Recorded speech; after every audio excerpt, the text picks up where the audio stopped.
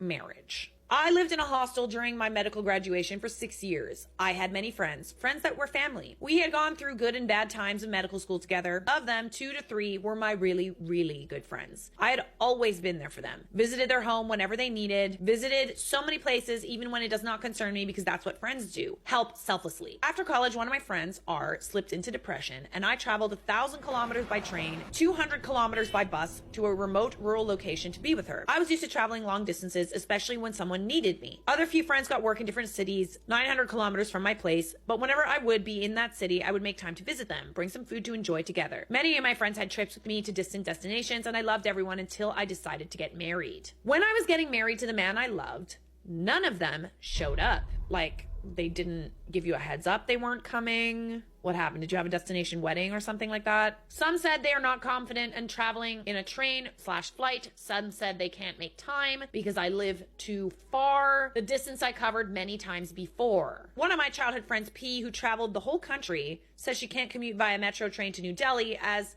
the different color code confuses her. And she doesn't know how to book a cab/taxi in New Delhi. And she would love to come if I can come and pick her up from the airport on my wedding day. I was really hurt because my husband had 12 plus friends attending our wedding and even helping out at every event. Indian weddings are multi-event, but I literally had no friend at my wedding to even be a part of my bridal entry. Oh my God, that is so brutal. I'm sorry. That is like so hurtful. Like, I'm not gonna lie.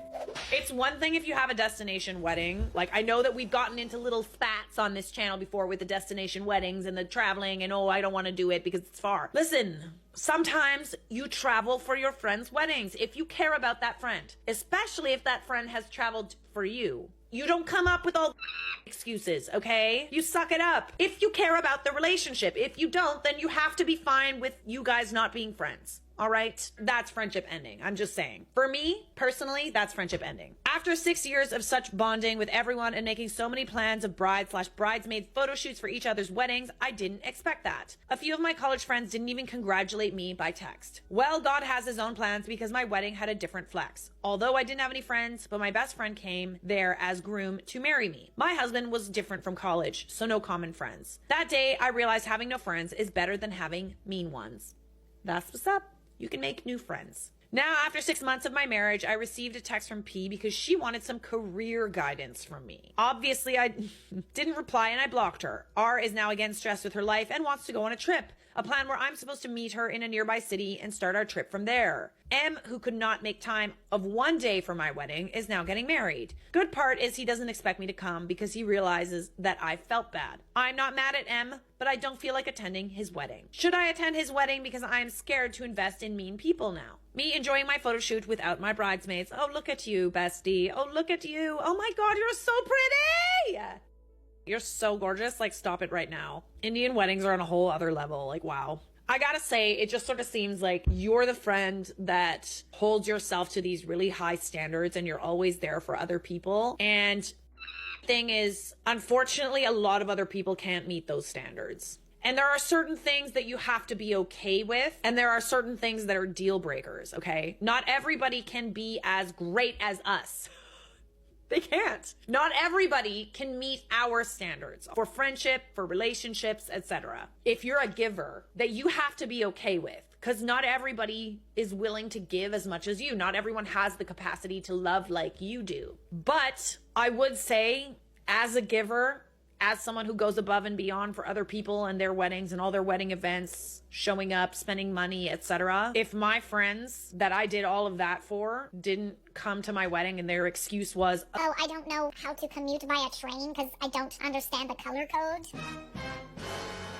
You're done. So are you the a-hole for ghosting all my friends and not attending their marriage? I mean, I'd probably ghost too. But if they ever had a problem with it, maybe don't ghost and tell them how you feel. In this kind of situation, I would for sure yell at a friend. Like, I would get mad. I would. Maybe you're also not telling your friends that it's really awful of them that they don't want to come to your wedding. Nowhere in here did I see you stand up for yourself. We got to start standing up for ourselves. And you have a fight, but at least they'll know exactly why you're not friends anymore. And maybe you'll feel a little better about yourself too. At least you said your piece. Your childhood friend is lying. I went to New Delhi by myself. I am a white woman about 15 years ago for 4 days. Hotels and taxis were very easy. I didn't take any trains or buses, so I can't attest to that, but it's not like I spoke the language and I got around fine. I'd never been there and had no idea what to expect. They're Indian born and raised. Why would they obviously lie to you? You look stunning. You do. I hope you enjoyed your celebration regardless of false friends not showing. It's funny how weddings just make you realize who your real friends and family are. And it is a blessing and a curse, unfortunately. But hey,